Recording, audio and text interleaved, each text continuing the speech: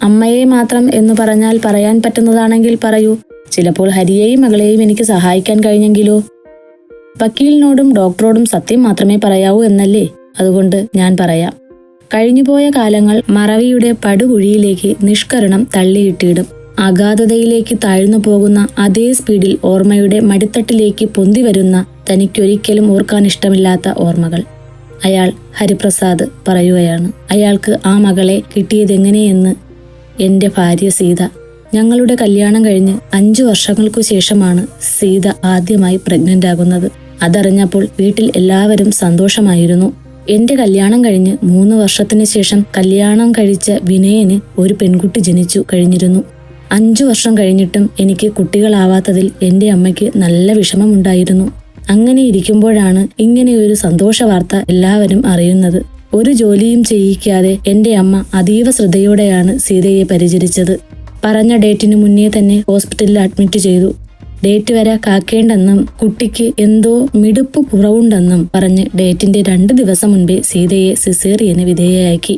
Operation കഴിഞ്ഞ് കുഞ്ഞിനെ എടുത്തതും അവർ ICUയിലേക്ക് ഓടുന്നതാണ് ഞങ്ങൾ കണ്ടത്. അരമണിക്കൂർ കഴിഞ്ഞതും ഡോക്ടർ എന്നെ റൂമിലേക്ക് വിളിപ്പിച്ചു. സിസേറിയൻ വിജയകരമായിരുന്നു, ആൺകുട്ടിയാണ്. പക്ഷേ ഡോക്ടർ ഒന്ന് നിർത്തി. ഞാൻ ടെൻഷനോടെ ഡോക്ടറുടെ മുഖത്തേക്ക് നോക്കി. അദ്ദേഹം എന്റെ കൈകളിൽ അമർത്തിപ്പിടിച്ചു. ദൈവം ചിലപ്പോൾ ഇങ്ങനെയാണ് എന്ന് ഡോക്ടർ പറഞ്ഞു. തുടങ്ങിയപ്പോഴേ എനിക്ക് അപകടം മണത്തു. എന്റെ കുഞ്ഞ് ജീവനോടെ ഉണ്ടോ ഡോക്ടർ? അങ്ങനെ ഒരു ചോദ്യമാണ് എന്നിൽ നിന്നും ഉയർന്നത്. അദ്ദേഹം തല വിലങ്ങനെയാട്ടി ഇല്ലെന്ന അർത്ഥത്തിൽ. ഞാൻ ചുമരിലേക്ക് ചാരി നിന്ന് ഉറക്കെ കരഞ്ഞു. വിനയനും ചന്ദ്രനും അമ്മയും എന്റെ കരച്ചിൽ കേട്ട് ഓടി വന്നു. കുഞ്ഞു മരിച്ചു എന്ന യാഥാർത്ഥ്യത്തോട് പൊരുത്തപ്പെടാൻ ഞങ്ങൾക്ക് 2 പേർക്കും ഒരുപാട് നാളുകൾ എടുക്കേണ്ടി വന്നു. 2 വർഷങ്ങൾ കടന്നു പോകവേ സീത വീണ്ടും ഗർഭിണിയായി. വീണ്ടും ഞങ്ങൾക്കിടയിലേക്ക് സന്തോഷം കടന്നു വന്നു. പക്ഷേ ആ കുഞ്ഞും പ്രസവത്തോടെ മരണപ്പെട്ടു. അപ്പോഴാണ് ഡോക്ടർ ഒരു സത്യം പറയുന്നത്. സീതയുടെ ഗർഭപാത്രത്തിൽ ഒരു ആൺകുഞ്ഞിന് വളരാൻ കഴിയില്ല. ഗർഭാവസ്ഥയിൽ കുഞ്ഞിന് ആരോഗ്യമുണ്ടായാലും അന്തരീക്ഷ താപനിലയുമായി പൊരുത്തപ്പെടാൻ ആ കുഞ്ഞിന് ഒരിക്കലും കഴിയില്ല. എന്നാൽ പെൺകുഞ്ഞാണെങ്കിൽ കുഴപ്പമുണ്ടാകുകയും ഇല്ല. വീണ്ടും ഞങ്ങളിൽ ശൂന്യത നിറഞ്ഞു. ഇനി സീത ഗർഭിണിയാകുകയാണെങ്കിൽ അതൊരു പെൺകുഞ്ഞാവണമെന്ന് ഞാൻ ഉള്ളുരുകി പ്രാർത്ഥിച്ചു. അടുത്ത 6 മാസത്തിനുള്ളിൽ സീത 3ാമതും പ്രഗ്നന്റായി. ഇത്തവണ ഡോക്ടർ ഞങ്ങളോടൊരാവശ്യം ഉന്നയിച്ചു. സ്കാനിങ്ങിൽ കുഞ്ഞ് ആണാണെങ്കിൽ അബോർഷൻ ചെയ്യുകയായിരിക്കും നല്ലത്.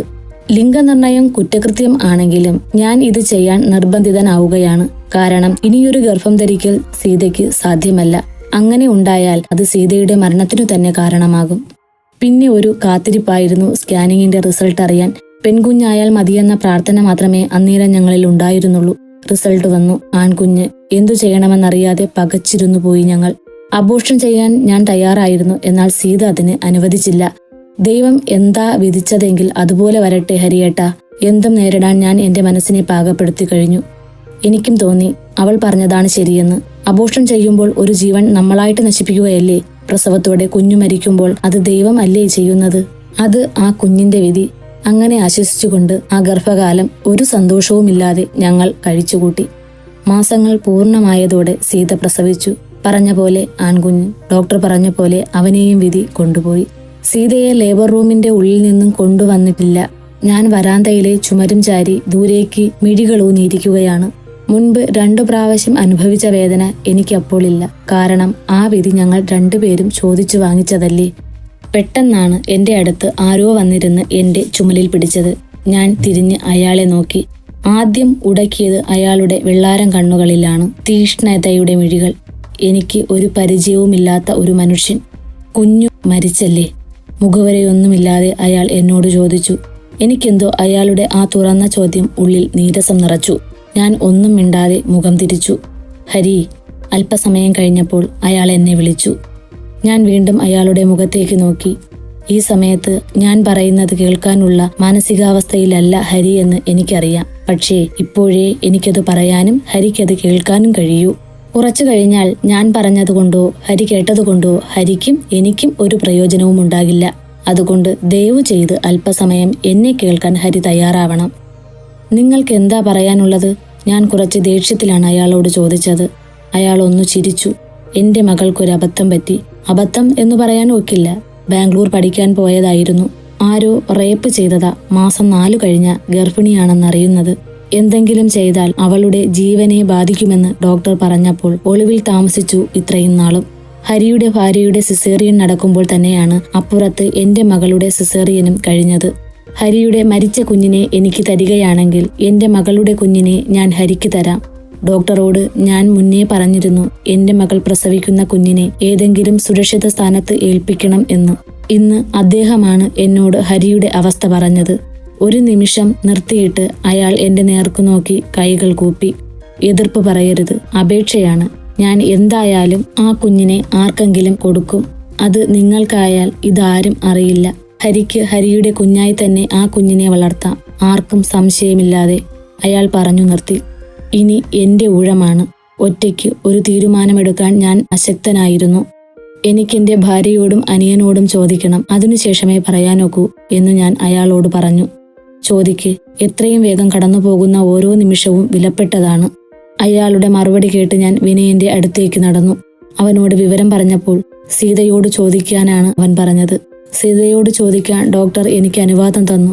എന്നെ ഡോക്ടർ തന്നെ ഐസിയുവിലേക്ക് കൊണ്ടുപോയി. ഞാൻ സീതയോട് എല്ലാം പറഞ്ഞു. അവൾക്ക് എതിർപ്പൊന്നുമില്ലായിരുന്നു, മറിച്ച് സന്തോഷമായിരുന്നു. ഞാൻ ഡോക്ടറോട് എന്റെ സമ്മതം അറിയിച്ചു. ദാ ആ കിടക്കുന്നതാണ് കുഞ്ഞിന്റെ അമ്മ. ഡോക്ടർ കൈ ചൂണ്ടിയ ഭാഗത്തേക്ക് ഞാൻ നോക്കി. വെളുത്തു സുന്ദരിയായ ഒരു യുവതി, തീക്കനലിന്റെ ശോഭ, സർപ്പസൗന്ദര്യം എന്നൊക്കെ പറയില്ലേ, അങ്ങനെ. കണ്ണടച്ചു കിടക്കുന്ന അവരുടെ മുഖത്തേക്ക് ഞാൻ അല്പനേരം നോക്കി നിന്നു. സ്വന്തം കുഞ്ഞിനെ വളർത്താൻ ഭാഗ്യമില്ലാതെ പോയ ഒരമ്മ ഈ മയക്കത്തിൽ നിന്നും ഉണരുമ്പോൾ താൻ ജന്മം നൽകിയ കുഞ്ഞ് മരിച്ചു എന്ന വാർത്തയാകും അവർ കേൾക്കുക. ഹൃദയം പൊട്ടിക്കരയില്ലേ അവർ?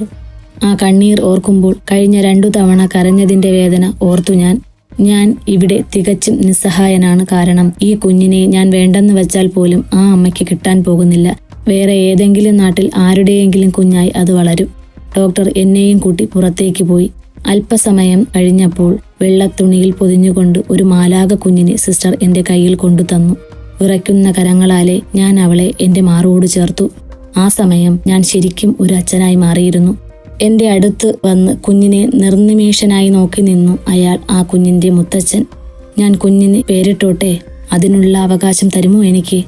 എന്തോ ആ ചോദ്യത്തിൽ എനിക്ക് അയാളോട് വല്ലാത്തൊരലിവ് തോന്നി. ഞാൻ സമ്മതപൂർവ്വം കുഞ്ഞിനെ അയാളുടെ കയ്യിലേക്ക് വച്ചുകൊടുത്തു. കുഞ്ഞിന്റെ ഇടതു ചെവി ഇടതു കൈയാലടച്ചു പിടിച്ച് അയാൾ വലതു ചെവിയിൽ പേര് ചൊല്ലി, അളകനന്ദ. ശേഷം ഇടതു ചെവിയിലും ആ പേര് ചൊല്ലി. കുഞ്ഞിനെ എന്റെ കൈകളിലേക്ക് തിരികെ തരുമ്പോൾ അയാളുടെ മിഴികൾ നിറഞ്ഞിരുന്നു. അവൾ പെൺകുഞ്ഞാണ് ജനിച്ചിരുന്നതെങ്കിൽ ഇടാൻ കരുതി വച്ച പേരാ. അവൾക്കൊത്തിരി ഇഷ്ടമുള്ള പേര്, അളകനന്ദ. അതെങ്കിലും അവളുടെ ഇഷ്ടത്തിനാവട്ടെ.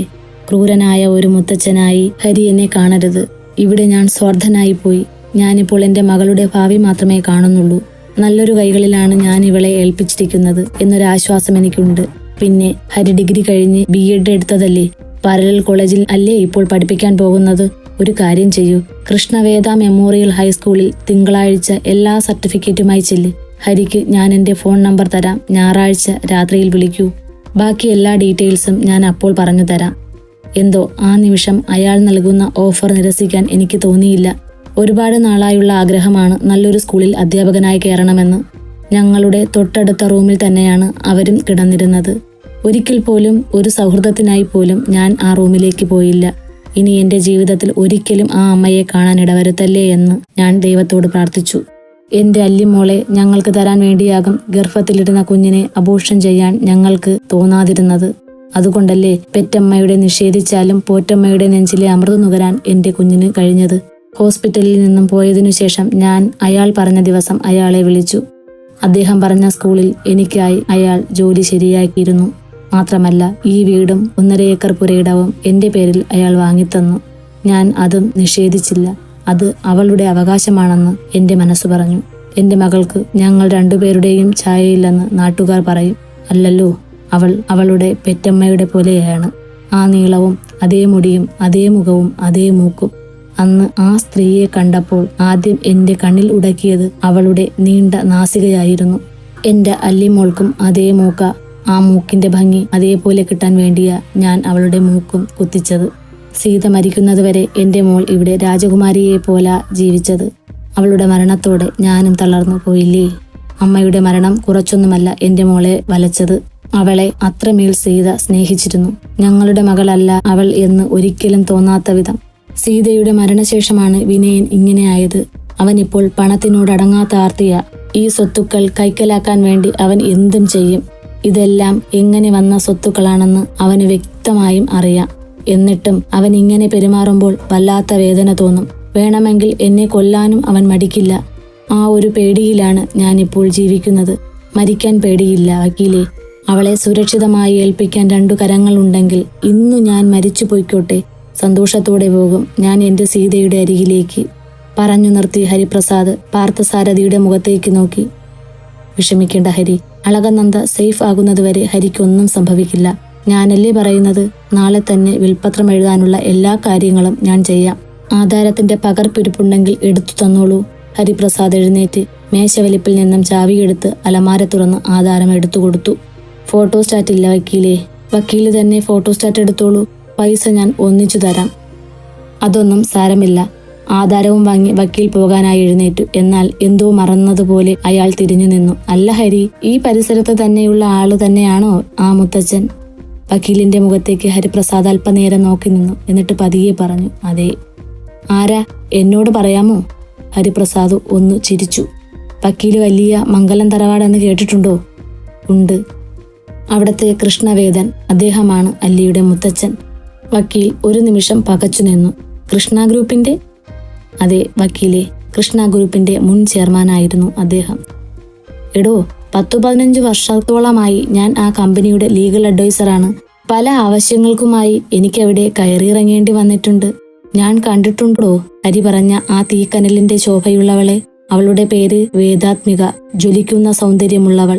എന്നാൽ കൃഷ്ണവേദൻ എന്ന ആ സിംഹത്തിന്റെ അടിപതറിയത് ആ മകളിലൂടെയാണ്. ഞാൻ അവിടെ ചെല്ലുന്ന കാലത്ത് മുഴുഭ്രാന്തിയായിരുന്നു വേദാത്മിക. കാരണമൊന്നും എനിക്കറിയില്ലായിരുന്നു. മകളെക്കുറിച്ച് പറയുമ്പോൾ പിടയുന്നൊരു മനസ്സ് ഞാൻ ആ സിംഹത്തിന്റെ ഉള്ളിൽ കണ്ടിരുന്നു.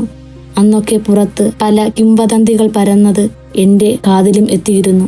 അവർ ഒരു കുഞ്ഞിനെ പ്രസവിച്ചെന്നും ആ കുഞ്ഞ് മരിച്ചെന്നും അറിഞ്ഞ നിമിഷം മുതൽ വിഷാദരോഗത്തിനും അടിമയായെന്നും അത് പിന്നെ മുഴുത്ത ഭ്രാന്തിലേക്ക് വഴിമാറിയെന്നുമൊക്കെ.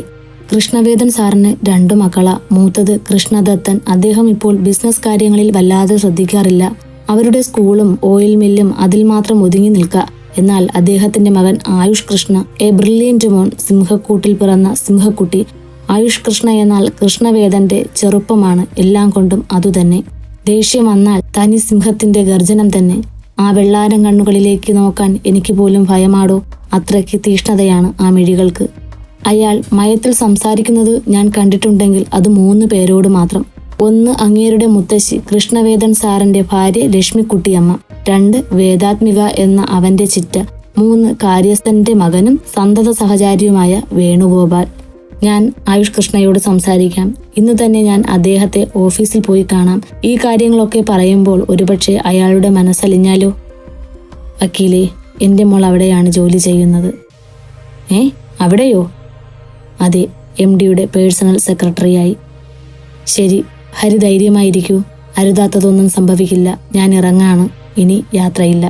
പാർത്ഥസാരഥി പോകുന്നത് നോക്കി ഹരിപ്രസാദ് അല്പനേരമിരുന്നു. പിന്നെ അവശനായിട്ടെന്നോണം പതിയെ കിടന്നു.